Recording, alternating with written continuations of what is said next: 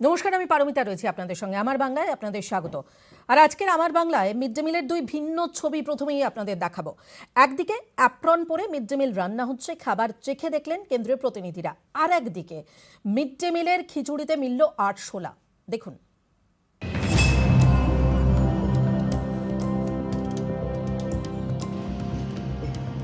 Mid day মিলের মান কেমন, কতটা পুষ্টিকর খাবার দেওয়া হয়, এসব খতিয়ে দেখতে রাজ্যে কেন্দ্রীয় প্রতিনিধি দল ঘুরছেন জেলায় জেলায়, স্কুলে স্কুলে।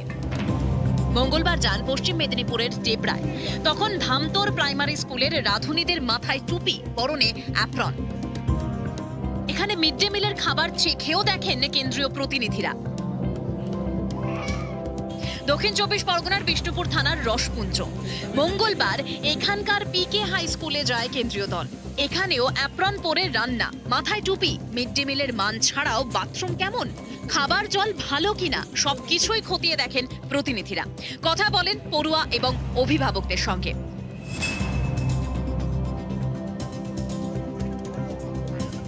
কেন্দ্রীয় দল যখন জেলায় জেলায়, তখন মিড ডে মিলে ধরা পড়ল অন্য ছবিও। পশ্চিম মেদিনীপুরের চন্দ্রকোনা, এখানকার কুয়াপুর পঞ্চায়েতের ধামকুড়িয়া অঙ্গনওয়াড়ি কেন্দ্রের দেওয়া খিচুড়িতে আরশোলা। মিড ডে মিলের খিচুড়িতে আরশোলা, আর খবর পেতেই ওই খিচুড়ি খেতে নিষেধ করা হয়। এক হাঁড়ি খিচুড়ি করেছি, খিচুড়ির মধ্যে আমি কোনো কিছু দেখতে পাইনি। আচ্ছা, ওরা খাবারটা নিয়ে চলে গেছে। আচ্ছা, 15-20 মিনিট বাদে এখানে আসছে। আচ্ছা, এসে আমাকে দেখে টিফিনের মধ্যে একটা আরশোলা আছে। হ্যাঁ। আমি বলেছি হতেই পারে, আচ্ছা। ওনার মা আসছিল, আমি আচ্ছা। বলেছি খাবারটা হতেই পারে, হ্যাঁ। আপনারা ফেলে দিন। হ্যাঁ। তারা বলছে আমাদের তাহলে ধুয়ে আবার পরে খাবার দাও। আমি সেই মতো আবার খাবার দিয়ে দিয়েছি।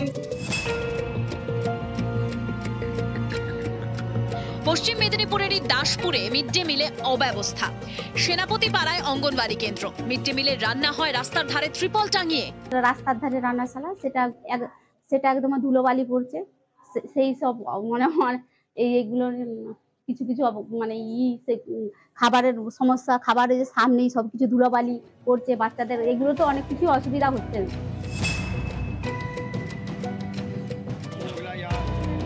উত্তর দিনাজপুরের চাকুলিয়া, এখানে আবার খারাপ মানের চাল ডাল দিয়ে মিড ডে মিল তৈরির অভিযোগ। এদিন অঙ্গনওয়াড়ি কেন্দ্রের সামনে বিক্ষোভ দেখান স্থানীয়রা। নিউজ 18 বাংলা। এদিকে খাবার চেখে দেখলেন কেন্দ্রীয় প্রতিনিধিরা, আর একদিকে মিড ডে মিলে সেখানে খিচুড়িতে আরশোলার ছবি। সেই ছবি আপনাদের দেখালাম।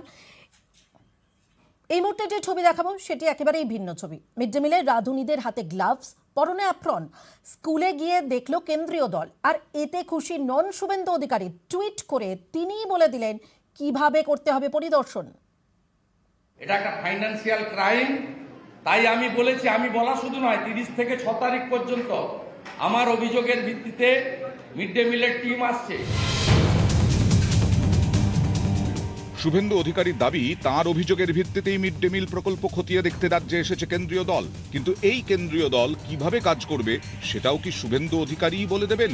মঙ্গলবার এমনই প্রশ্ন উঠেছে, কারণ বিরোধী দলনেতার এই টুইটে শুভেন্দু লিখেছেন, কেন্দ্রীয় দলকে বাছাই করা কিছু স্কুলে নিয়ে যাচ্ছেন রাজ্য সরকারের আধিকারিকরা। ফল যা হওয়ার তাই হচ্ছে।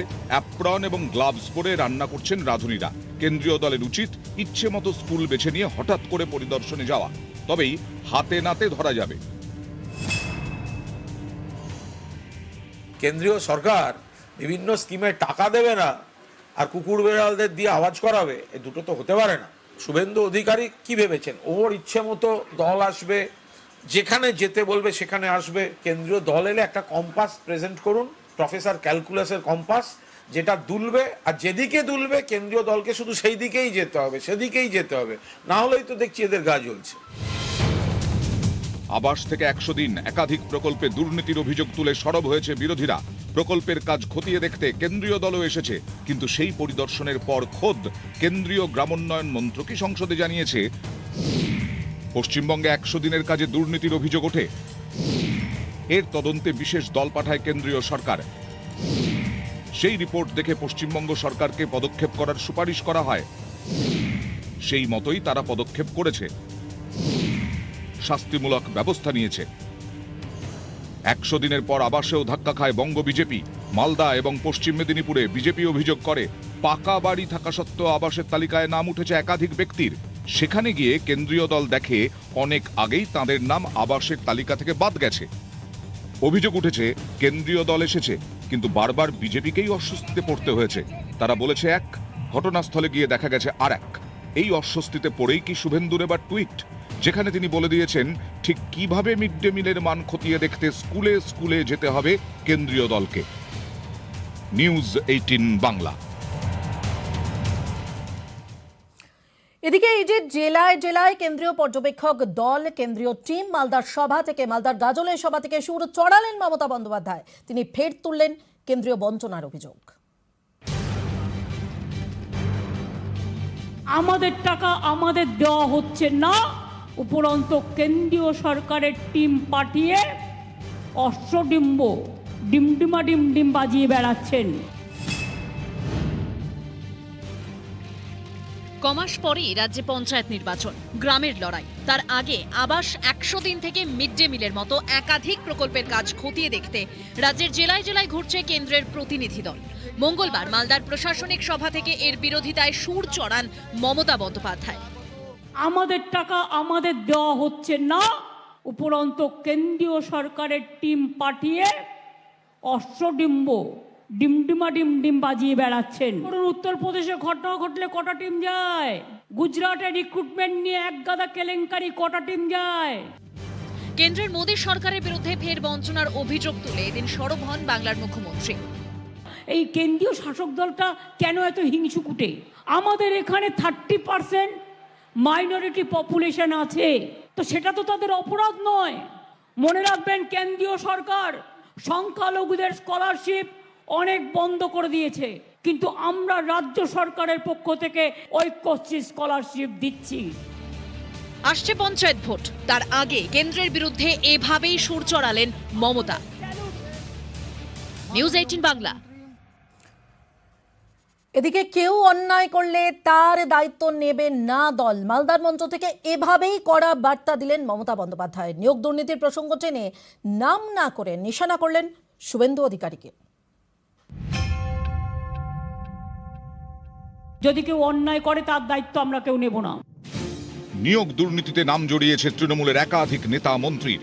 ইডি গ্রেফতার করেছে রাজ্যের প্রাক্তন শিক্ষামন্ত্রী পার্থ চট্টোপাধ্যায়কে, যাকে ইতিমধ্যেই দল থেকে বহিষ্কার করেছে তৃণমূল নেতৃত্ব। 5টি পদ থেকেই তাকে অপসারিত করা হচ্ছে এবং যতদিন তদন্ত চলবে দলের তরফ থেকে তাকে সাসপেন্ড করা হলো। আমরা দুর্নীতির সাথে কোনো রকম আপোষ করি না, সে যত বড়ই নেতা হোক।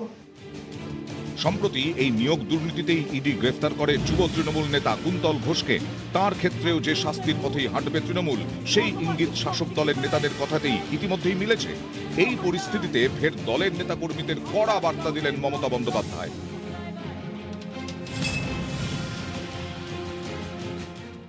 যদি কেউ অন্যায় করে তার দায়িত্ব আমরা কেউ নেব না।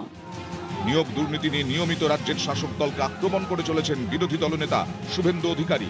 এদিন মালদার গাজলের প্রশাসনিক সভা থেকে নাম না করে সেই শুভেন্দুকে নিশানা করেন মমতা বন্দ্যোপাধ্যায়।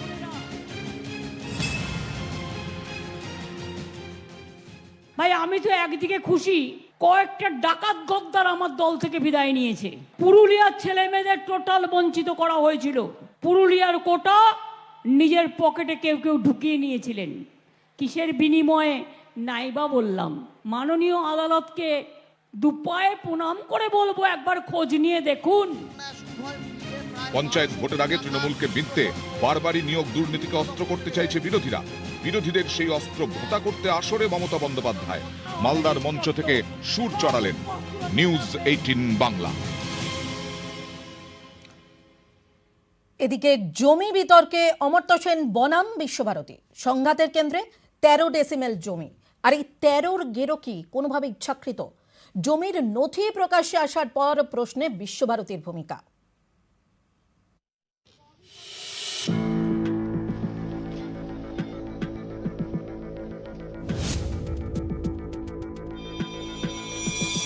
প্রতীচি অমর্ত্য সেনের শান্তিনিকেতনের বাড়ি। এই বাড়ির জমি নিয়েই অমর্ত্য সেনের সঙ্গে বিশ্বভারতীর সংঘাত তুঙ্গে। সংঘাতের কেন্দ্রে 13 ডেসিমেল জমি। বিশ্বভারতীর দাবি এই 13 ডেসিমেল জমি দখল করেছেন অমর্ত্য সেন। কিন্তু অনেকেরই প্রশ্ন, এই 13 গেরো ইচ্ছাকৃত নয় তো? প্রশ্নটা উঠছে কারণ সোমবার প্রতীচিতে গিয়ে নোবেলজয়ী অর্থনীতিবিদের হাতে যে জমির নথি মুখ্যমন্ত্রী তুলে দেন, তাতে দেখা যাচ্ছে অমর্ত্য সেনের বাবা আশুতোষ সেনকে 1.38 একর জমি লিজ দেওয়া হয়েছিল। 2006 সালে সেই জমি অমর্ত্য সেনকে লিজ দেয় বিশ্বভারতী।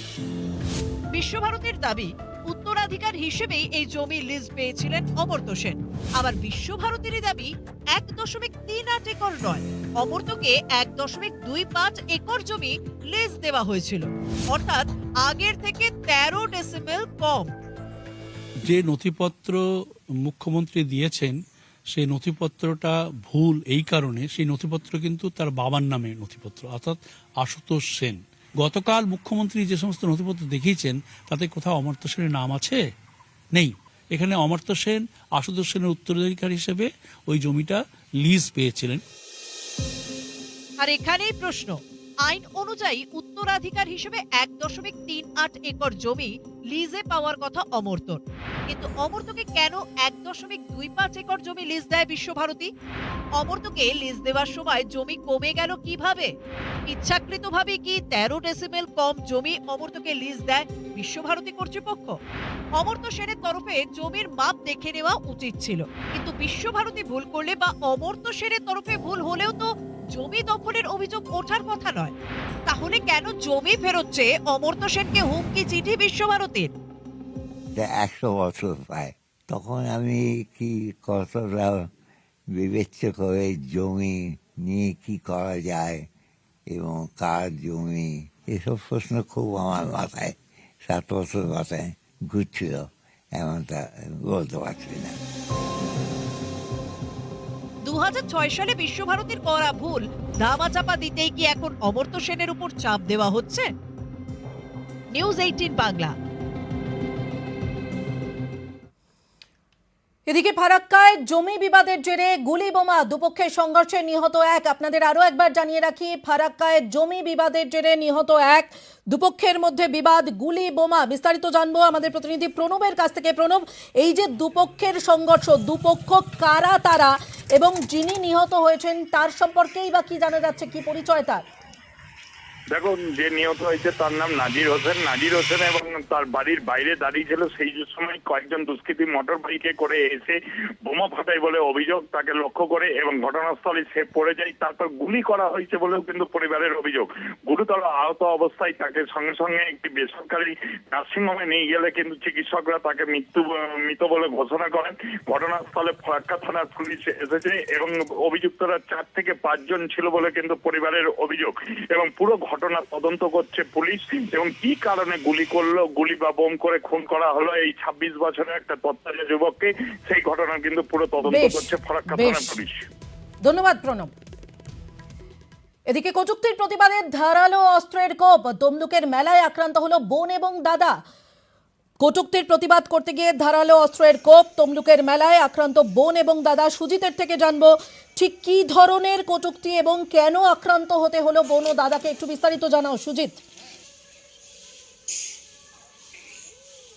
মেলার মধ্যে ঘটেছে এবং অবাক হওয়ার মতো ঘটনা, কারণ দাদা বোন বা পরিবারের পরিজনকে নিয়ে যখন মেলার মধ্যে, তখনই একদল যেটা দুষ্কৃতী তারা কিন্তু তার বিরুদ্ধে কথা বলেন এবং যখন টিচ করেন, যখন দেখা যায় যে ছেলেও চেষ্টা করেন বোনের, তখনই কিন্তু প্রতিবাদ করেন তার দাদা, এবং তারপরে তাদের দুজনকেই একেবারে অস্ত্র দিয়ে গলার কাছে দেখা যায় কুপিয়ে দেওয়া হয় এবং ধারালো অস্ত্রের মেলার মধ্যেই তার শ্লীলতাহানির চেষ্টা করা হয়।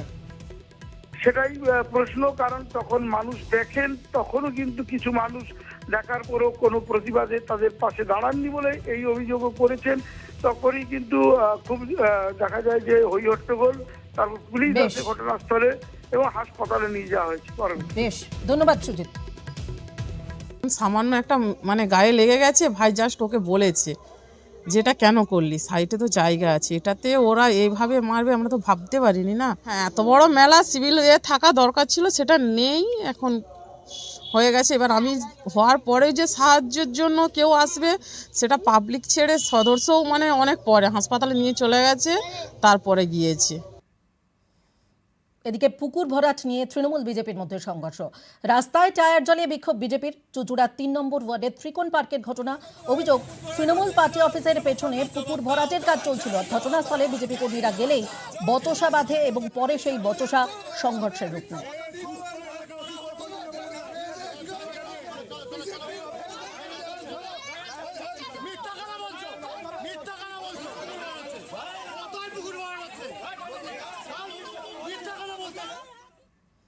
এই মুহূর্তে দেখাবো আপনাদের আসানসোলের ছবি। অবৈধ নির্মাণ ভাঙল আসানসোল পৌরসভা। রানীগঞ্জে সাহেববাঁধ এলাকায় অবৈধ নির্মাণের কাজ চলছিল এবং সেই অভিযোগ পেয়েই পৌরসভার কর্মীদের ঘিরে ধরে বিক্ষোভ দেখানো হয়।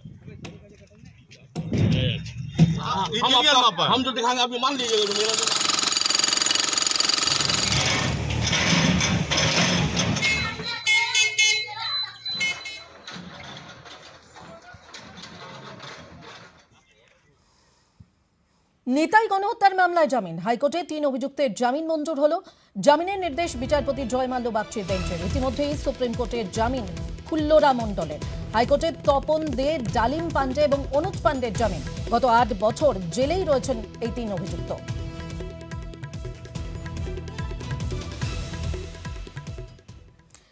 এদিকে রেল যাত্রীদের ভোগান্তি আরো বাড়ার আশঙ্কা করা হচ্ছে। বর্ধমান রেল স্টেশনের কাছে রেল ব্রিজ ভাঙার কাজ শুরু হয়েছে।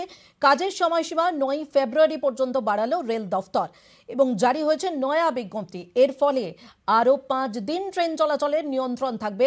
হাওড়া বর্ধমান, হাওড়া ব্যান্ডেল ট্রেন চলাচলের নিয়ন্ত্রণের জেরে রেল যাত্রীদের ভোগান্তির আশঙ্কা করা হচ্ছে।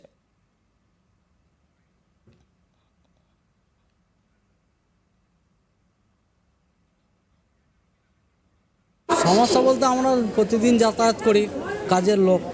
এবার আমাদের আসার গাড়ি পরপর ৩টে-৪টে ক্যান্সেল, মানে আসার কোনো গাড়ি নাই। সকাল থেকে পরপর 3টে গাড়ি ক্যান্সেল, মানে আমরা আসবো কিসে? আর যদি বা বাস ধরে আসছি, ফেরার গাড়ি সেই সন্ধ্যের দিকে, তার মাঝে কোনো গাড়ি নেই। আমার যাওয়া দরকার ছিল আসানসোল, কিন্তু আসানসোলে এখানে একটা বাসের রুট আছে, সেখান থেকে আমি যাওয়ার চেষ্টা করেছিলাম, কিন্তু সেখানে এত ভিড় যে আমি বাসে উঠতে পারিনি। আমি আবার ফিরে আসছি, আর ফিরে আমি বাড়ি চলে যাব। আমরা রোজ যাই, রোজ আছি, আমাদের কষ্ট, সাধারণ মানুষের দুর্ভোগ। আমি কল্যাণী যাই। আমরা চাইছি যে সরকারের যে রেলে যে কাজ করছে, রেলে কাজটা হোক, কাজ দরকার, কিন্তু মাঝে মাঝে একটা বাদ দিয়ে একটা করে ট্রেন চলুক। এদিকে মালদায় বাস দুর্ঘটনায় মৃতদের পরিবারের হাতে আর্থিক সাহায্য তুলে দিল রাজ্য। এদিন পরিজনদের হাতে ২ লক্ষ টাকার চেক তুলে দেন মন্ত্রী ফেরহাদ হাকিম।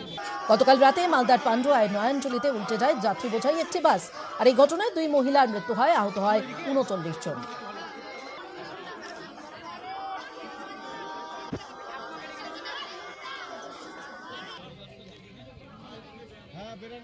মুখ্যমন্ত্রী তার আদেশে ২ লাখ টাকার চেক বাড়িতে দিয়ে গেলাম।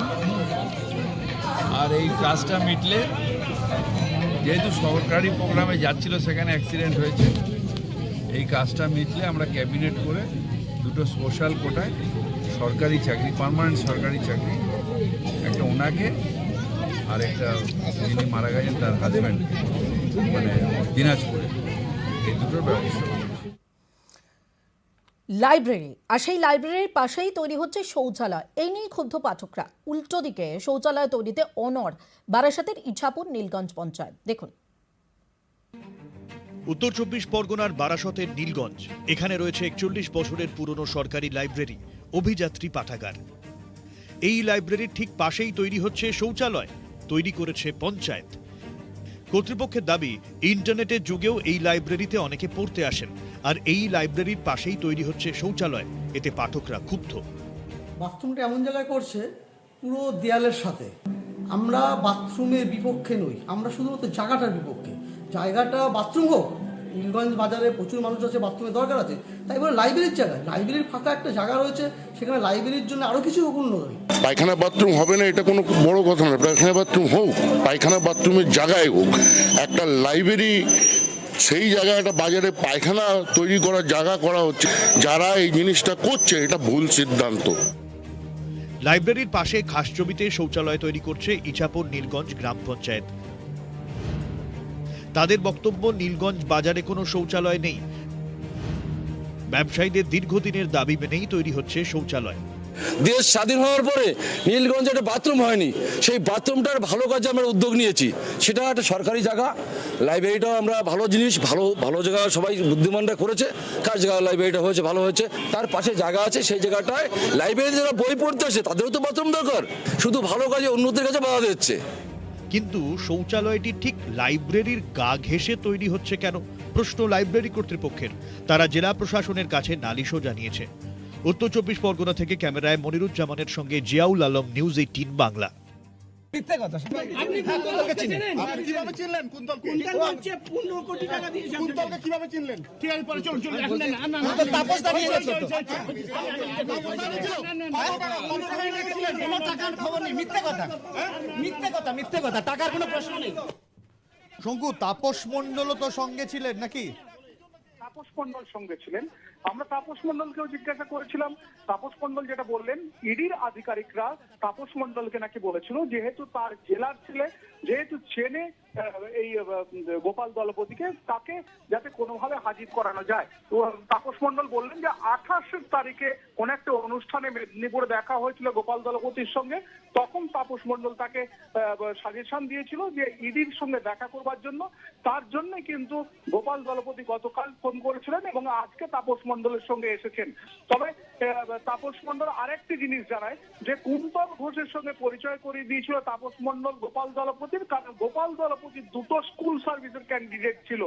অর্থাৎ এই যে স্কুল সার্ভিসের শিক্ষকের চাকরি যে টাকা দিয়ে করানো হয় সেটা কিন্তু এই তাপস মণ্ডলের নলেজেও রয়েছে এবং গোপাল দলপতির নলেজেও রয়েছে। যখন আমরা তাপস মণ্ডলকে জিজ্ঞাসা করলাম যে আপনি তো জানতেন এই বিষয়টা, তখন তাপস মণ্ডল কিন্তু রেগে যান এবং তিনি বলেন কেন আমাকে ফাঁসাচ্ছেন। একদমই। অনেক ধন্যবাদ শঙ্কু। কি বললেন তাপস মণ্ডল শুনেনি সরাসরি। তদন্তকারী সংস্থা আমাকে বলেছে যেহেতু আপনার জেলার লোক, আপনি একটু দেখুন। আমি একটা অনুষ্ঠানে গিয়েছিলাম মেদিনীপুরে 28 তারিখে, ওর খোঁজ খবর নিয়ে ওকে পেয়েছি, ওকে বলেছি তুমি দেখা করো, আজকে নিয়ে এসেছি। 15 কোটি টাকা নিয়েছে। দেখুন এই ব্যাপারটা ও প্রমাণ করবে কাকে দিয়েছে, কি করেছে। আমার ছাত্রছাত্রীদের কিছু টাকা পয়সা তো ওই কালেকশন করে দিয়েছে, এবার সেটা তো আমি আগেই জানিয়েছি, তো সেটা ও জিজ্ঞাসাবাদে ও কি বলবে। ওর ক্যান্ডিডেট 2-1টা ছিল, সেই জন্যই পরিচয় করিয়েছিলাম, এটা বহুবার। প্রাথমিক নিয়োগ দুর্নীতি মামলায় অখুশি বিচারপতি। অপসারিত সিবিআই এর তদন্তকারী অফিসার, ঠিক কোন জায়গা থেকে সিবিআই তদন্তকারী অফিসারকে সরিয়ে দিলেন বিচারপতি, জানাবে অর্ণব রয়েছেন আমাদের সঙ্গে। অর্ণব শোনা যাচ্ছে? অর্ণব, ঠিক কোন জায়গা থেকে সিবিআই অফিসারকে সরিয়ে দেওয়া হলো, ঠিক কোন জায়গায় অখুশি বিচারপতি?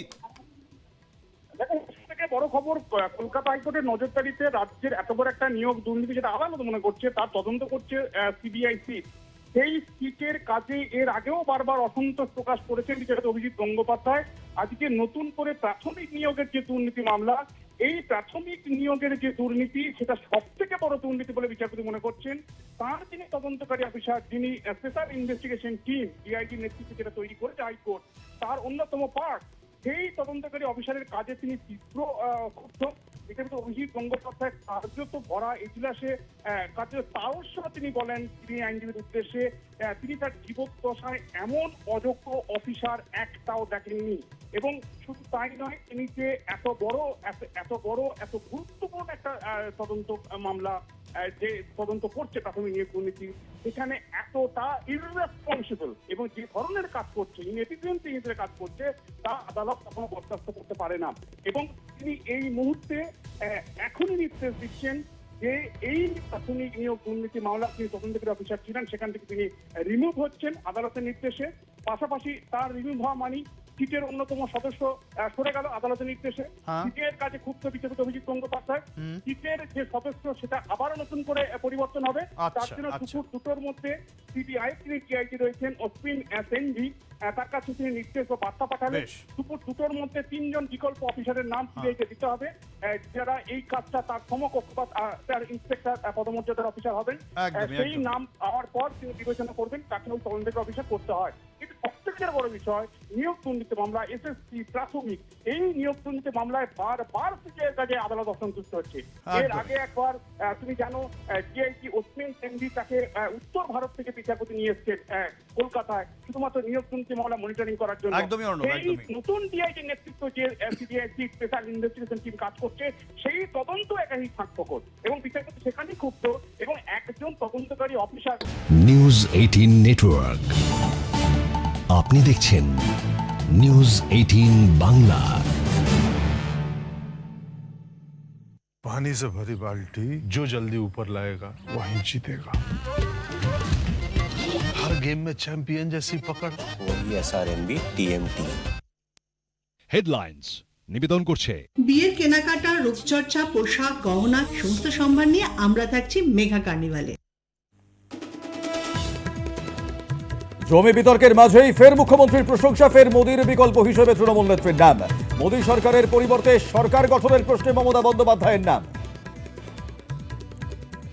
নরেন্দ্র মোদীর বিকল্প মমতা বন্দ্যোপাধ্যায় কিনা আমি জানি না, তবে তিনি তো নিশ্চয়ই বড় দেশের নেত্রী।